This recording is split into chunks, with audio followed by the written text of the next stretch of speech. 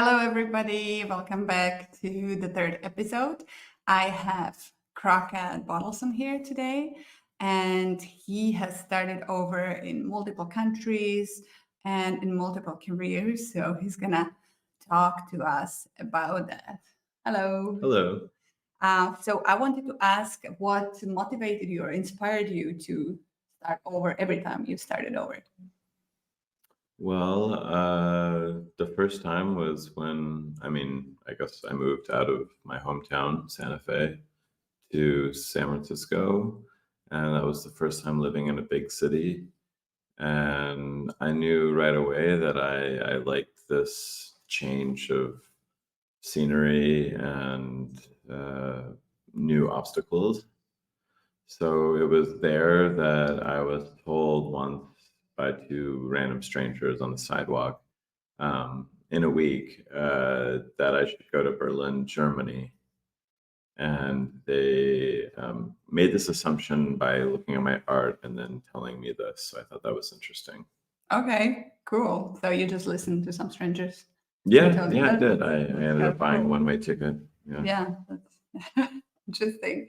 So that was kind of like the pivotal moment that prompted you to take the leap for like starting over the first time. What was the next time? Let's say when you moved after COVID to Europe, to Portugal? Yeah. Well, this next time was a bit more official because I had an opportunity to get citizenship in Luxembourg through Ancestry. So it was a bit more of a planned move, where when I moved to Berlin in 2006, it was kind of spur of the moment. Right, I see. And what challenges did you face when you started over? Let's say the first time when you went to Berlin and then the next time when you moved to Portugal? So when I moved to Berlin, the smartphones didn't exist. So when you needed to get information or anything, it was much more of a challenge. I remember right off the bat getting off the airplane and trying to find an address and realizing that street signs aren't the same and where houses numbers are marked are not the same, and it was lost. I was lost for hours. Wow. This recent time, now smartphones exist and Google Translate, so those kind of obstacles are easier. But I would say some new obstacles. Well, this was during COVID, so you didn't have a lot of people out to ask for questions or anything like this. And so you had to rely on technology. Yeah. More or less. Yeah. And how did you navigate the differences in the cultural differences when you moved, let's say, to Portugal from United States, because it's different, no? Yeah, this is something that I feel like I kind of like to kind of limit the amount of things that I understand. Maybe because I have less opinions of things and just kind of have to go with the flow. Back in where I'm from in the US, I feel like I can get really nitpicky and critical about things and maybe overthinking things, and taking yourself out of that environment, putting in yourself in an environment where you're not familiar with things. You have to deal with the real stuff. Yeah. Not with the nitpicking, which or you're just happy to be able to find a place where you can order something. Right. Yeah, no, that makes sense. What resources and support systems did you use during your transition? Yeah, well, early 2000s, it was couch surfing, Craigslist. I don't think I was on Facebook at that point, and Facebook groups didn't exist. Now it's mainly groups on Facebook are good for networking in bigger cities, finding resources, but then there's loads of apps and things that you Google Translate for one. It's amazing to be able to translate a menu into something that you can understand. Did you have any doubts or fears about starting over, moving to a totally different country? Because you did it before, maybe based on your experience in Berlin. How Mhm. about this time? Were you scared of something? Yeah, I think it's always going to be scary. But then on the flip side, it's also scary if you have this desire and you're not going with that instinct. But yeah, there's a lot of alone time if you do it by yourself, reflecting and working through things. But like I say, I think you change your problems for new ones. Mhm. And maybe these new problems are easier to move forward with rather than maybe when you're faced with problems back at home and you seem kind of stuck, like no matter what you try to do, you can't seem to get past problems. Right. And how did you adjust it to the new environment? What helped you? Well, for example, Berlin in December was freezing, so I prepared by buying lots of warm More clothes clothes. and staying inside a lot, dancing in clubs. But It's going to work hard for this. but I think yeah, it depends on where the environment is. I mean, obviously, if it's someplace that's very warm and you can just be in your bathing suit all the time, flip flops. That's maybe easier than it being very cold. Right.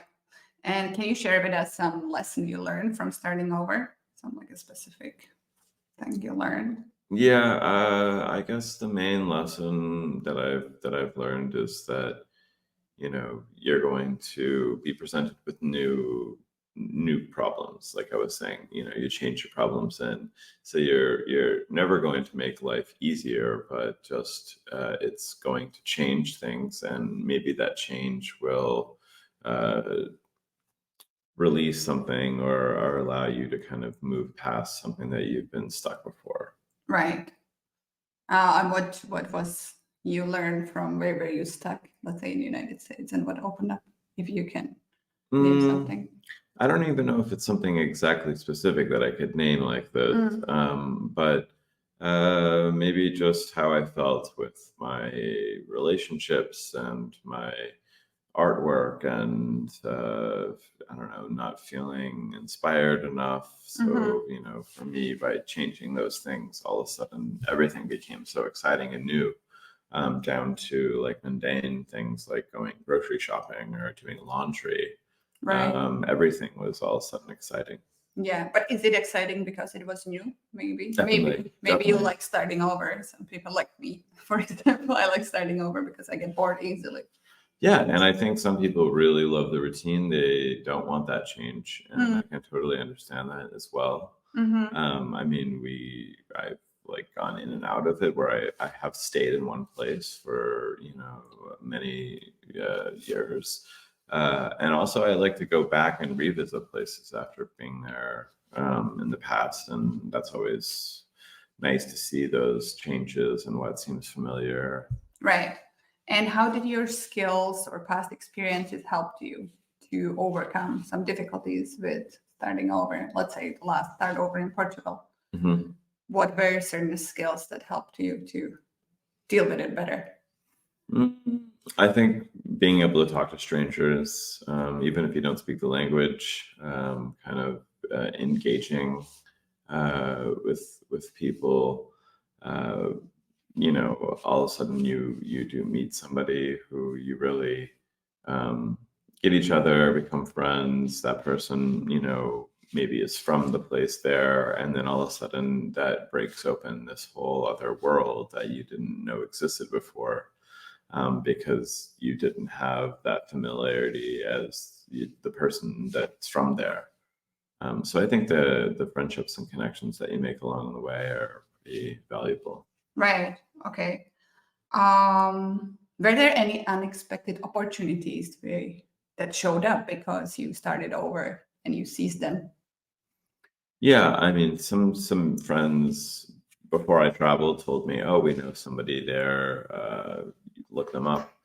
And so I would sometimes make connections from friends that I had back in the U.S. that would open up these great new friendships, and we had, friends in common. So it was easier to, kind of trust them and listen to what they were saying. Right. So you used your connection of people who you knew from US who gave you some pointers Yeah. and So, help you to develop some coping skills, maybe by helping you to tell you where to go or help you to navigate the new city, new place. mhm. I see. Um, how did you maintain your resilience and determination during the challenges of starting over? Well, I think I just kept busy making art a lot of the times. I mean, I was feeling homesick, and I remember listening to a lot of podcasts, This American Life. Those kind of stories kind of, I don't know, help bring back the nostalgia, because you do feel that, but then you have like many days where you're just wanting to go explore something new.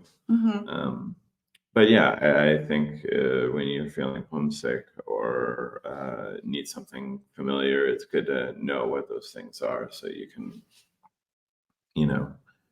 move past those moments. Right. Yeah. I mean, like nowadays, you can easily just fly home and go visit also your parents or the places or your friends. And I think it's different when in the past people would just go move somewhere and never know how it's gonna be there and never were able to make money to go back. So I think that makes it easier that you know that you can always go back, even if you are not gonna go. Absolutely. Can you discuss the importance of setting goals when starting over, having like a vision or? Vision, I can definitely, I have to have that in order to kind of move forward, even though I hadn't been to Berlin, Germany. I mean, after being told by these people that I'm going to love it because of my artwork, and then doing the research, I could kind of see where this was going to go. My goals, I guess, were to get there and to, make friends. And it's not like I had these written down goals that I was going to try to achieve, but I did go there with intentions to sell work and make new friends and connections in the arts, and that was successful through going to museums, galleries, music shows, and meeting people. So you think it's important to have a vision when you are moving somewhere? At least vision, not per se goals, but kind of like knowing sort of what you want to do in the new place. I guess also if you just go and you're like not knowing what you're gonna do, either you are gonna be surprised nicely or badly, or you might not like it, right? Because you don't see yourself in that new place, in that new country. I think there's a balance, I think if you go with like maybe too many expectations, you could be disappointed. That's true. Yeah, that makes sense. What role did self-discovery and personal growth played during, the switch to a different country, a new start, new beginnings? I mean, I think it had to be looking a lot of inward, because you're taking yourself out of a situation where everything feels more familiar and you know more people. So you really do kind of have to go inward and deal with maybe some internal conflicts that maybe you could easily escape back at home. Right. And when you force yourself in these kind of situations, maybe you have to deal with them in different ways. So, but do you think moving to different countries, since you did it a couple times already, helped you to grow personally?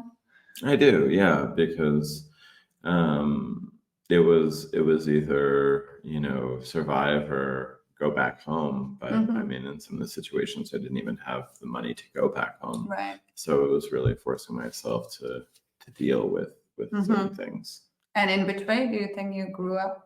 Like in any specific ways? Made you a better person to be in a different country? Yeah, I mean, I think the more one travels and sees things, you start to realize how connected everything is, and that those things that you thought maybe were only what people did where you're from is actually something that's people are doing everywhere. It just maybe looks or sounds different.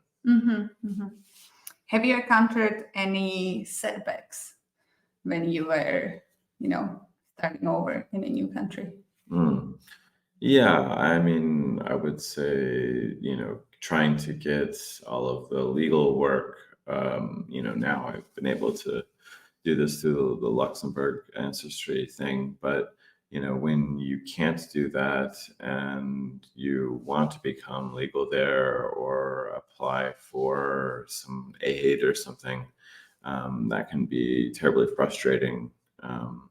And you start understanding like how people who've immigrated to your hometown must feel like, where when you're there, probably it's very common for people to be like looking at people who've immigrated and, oh, why don't you have this worked out, and why don't you know the language, and Right.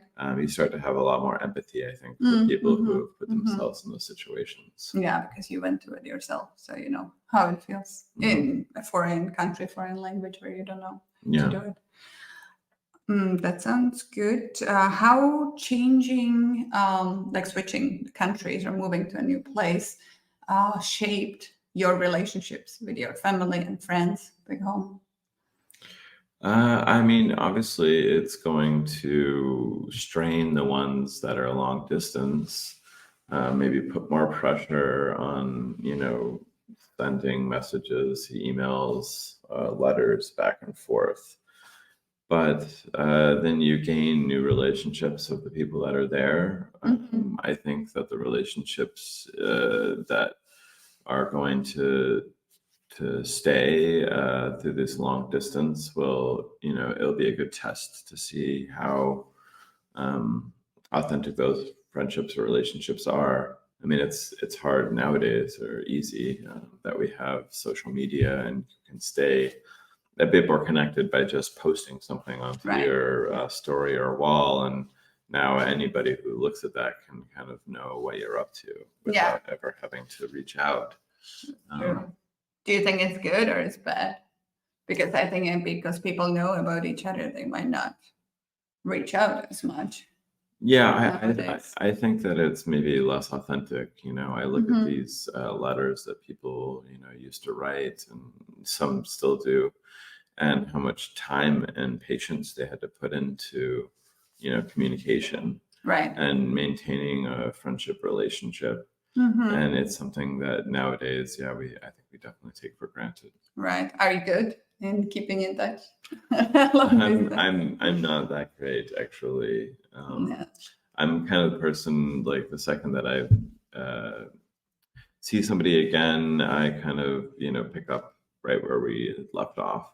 Right. But yeah, it's hard for me to cultivate these long-term relationships. Yeah, same for me. I mean, like I try to reach out, but it doesn't always happen. But this podcast is actually part of rekindling all the old friendships, because I'm reaching out mainly to my friends to do interviews with and kind of like see where they are. Friends who I know started over in different countries, different careers. Right. So I guess there's always ways to do it, and we just have to get out of our way sometimes to do that. But I think it's worth it. It's nice to have friends all over the world. And he's here. What strategies did you use to build new network in the new place? I guess trying to not hibernate too much and stay inside was a big strategy, because I think that was something that I just naturally wanted to do. Stay inside a lot, be isolated, making art, and you only do that, then you're never going to meet anybody. So definitely forcing myself to get out of my comfort zones as much as possible. I mean, I think that's maybe easier for some people than others. Right. And you mean like extroverts, probably? Yeah. It's easier to kind of like start talking. Yeah, makes sense. open mics, things like this. Right. I think things that also bring people together and kind of easy for people to, um, break out of their comfort zones. Right. Can you share a memorable experience from your journey of starting over? Something which made you remember it? Something. If any specific place or Yeah, any specific place, wherever you went, something what you still remember? I have this memory like when I was like the first morning in Germany when I was walking around trying to find breakfast. And I saw a woman riding a bicycle with 4 children on the bicycle. And I had never seen anything like that. And it was so amazing to see. I mean, it's not like it's huge moment, I guess, but it was something that still stuck with me because yeah, it was like seeing something like that I just wouldn't expect. Right, for people. I mean, I saw in Asia having whole family on a motorbike.